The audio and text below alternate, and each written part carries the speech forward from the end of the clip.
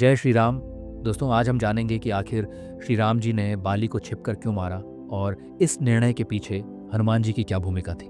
साथ ही हम उस रोचक प्रसंग को भी जानेंगे जब बाली ने हनुमान जी को युद्ध के लिए ललकारा। तो चलिए बिना देर किए इस अद्भुत कथा की शुरुआत करते हैं। बाली, जो इंद्र के धर्मपुत्र थे, उन्हें अपने पिता से एक अद्भुत माला प्राप्त हुई थी। इस माला को धारण करने पर उनकी शक्तियाँ 1000 गुना बढ़ जाती थी। यही नहीं, बाली ने कठोर तपस्या कर ब्रह्मदेव से यह वरदान भी प्राप्त कर लिया कि वह जिस किसी से भी युद्ध करेगा उसकी आधी शक्ति स्वतः ही बाली में समाहित हो जाएगी। इस वरदान के कारण बाली अपराजय हो गए और उन्होंने असंख्य राक्षसों का वध किया। उसी समय रावण अपनी शक्ति के घमंड में चूर होकर संपूर्ण लोकों में आतंक फैला रहा था। जब उसे बाली के बारे में पता चला तो अहंकार में उसने बाली को युद्ध के लिए ललकारा। लेकिन रावण यह नहीं जानता था कि जैसे ही वह बाली से युद्ध करेगा उसकी आधी शक्ति बाली में समा जाएगी। परिणाम स्वरूप बाली ने उसे पराजित कर दिया और उसे अपनी बगल में दबाकर कई दिनों तक घूमते रहे। अंततः रावण ने बाली से मित्रता कर ली, लेकिन इस विजय ने बाली को और भी घमंडी बना दिया। एक दिन बाली जंगल में अपनी शक्ति का प्रदर्शन कर रहा था।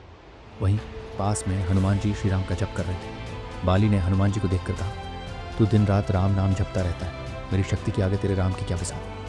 हनुमान जी ने कोई उत्तर नहीं दिया, बल्कि मंद मंद मुस्कुराते हुए पुनः ध्यान में लीन हो गए। लेकिन जब बाली ने श्री राम जी का अपमान किया तो हनुमान जी से सहन नहीं हुआ। उन्होंने बाली से कहा, हे वानर राज, यदि तुम्हें मेरे प्रभु श्री राम से युद्ध करना है तो पहले मुझसे युद्ध करो। बाली, जो अपनी शक्ति के मद में चूर था, तुरंत युद्ध के लिए तैयार हो गया। अगले दिन युद्ध की घड़ी निर्धारित हुई। हनुमान जी ने अपनी शक्ति त्याग दी। जब ब्रह्मदेव को इस युद्ध के बारे में पता चला तो वे हनुमान जी के पास आए और बोले, हे पवन पुत्र, तुम्हारे अंदर असीम शक्ति है। यदि तुम पूरी शक्ति से युद्ध करोगे तो बाली का अंत निश्चित है, किंतु उसका वरदान व्यर्थ हो जाएगा।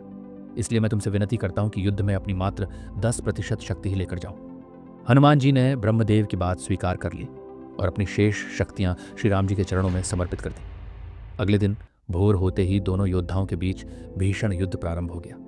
बाली ने सोचा कि हनुमान जी तो केवल एक साधारण वानर है, इसलिए उसने उनके आधी शक्ति को अपने में समाहित करने का प्रयास किया।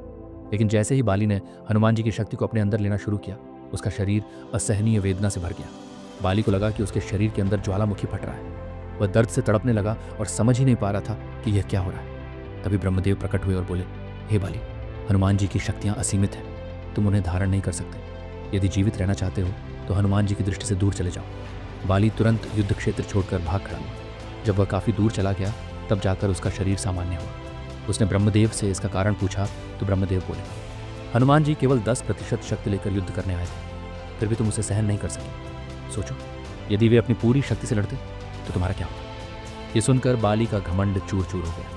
उसने हनुमान जी से क्षमा मांगी और पूछा, आप इतनी अपार शक्तियों के स्वामी हैं, फिर भी इतने शांत और विनम्र कैसे हैं। हनुमान जी मुस्कुराए और बोले, मुझे अपनी शक्तियों का कोई अहंकार नहीं, क्योंकि ये सब मेरे प्रभु श्री राम की कृपा से है। यदि क्षमा मांगनी है तो श्री राम जी से मांगो, मैं तो उनका एक साधारण सेवक हूँ। ये सुनकर बाली की आंखों में आंसू आ गए और उसने श्री राम नाम का जयकारा लगाया। श्री राम ने बाली को छिपकर क्यों मारा? अब सबसे बड़ा प्रश्न यह है कि श्री राम ने बाली को छिपकर क्यों मारा। इसके पीछे कई कारण थे। धर्म का पालन। श्री राम जी ने सुग्रीव को मित्र बनाया और उसे वचन दिया था कि वे बाली का वध करेंगे, क्योंकि बाली अधर्मी हो चुका था। उसने अपने ही भाई सुग्रीव को राज्य से निकाल दिया और उसकी पत्नी पर भी जबरन अधिकार कर लिया था। वानर एक पशु जाति थे। श्री राम जी के कुल में यह परंपरा थी कि यदि कोई पशु पागल हो जाए और निर्दोषों को मारने लगे तो उसे शिकार के रूप में मारा जाता है। बाली भी अब एक अति अहंकारी योद्धा बन चुका था और शिकार तो छिपकर ही किया जाता है। वरदान का सम्मान, यदि श्री राम जी बाली के सामने आकर युद्ध करते तो बाली उनके आधी शक्ति को अपने में समाहित कर लेता। लेकिन जैसा कि हम देख चुके हैं, हनुमान जी की थोड़ी सी शक्ति भी बाली सहन नहीं कर पाया था। श्री राम तो स्वयं नारायण थे, उनकी शक्ति यदि बाली में जाती तो वह तुरंत भस्म हो जाता। इससे ब्रह्मदेव का वरदान असत्य हो जाता, जो संभव नहीं था। इसलिए श्री राम ने बाली को छिपकर मारकर उसके वरदान की रक्षा भी की। इस कथा से हमें यह शिक्षा मिलती है कि अहंकार का अंत निश्चित है।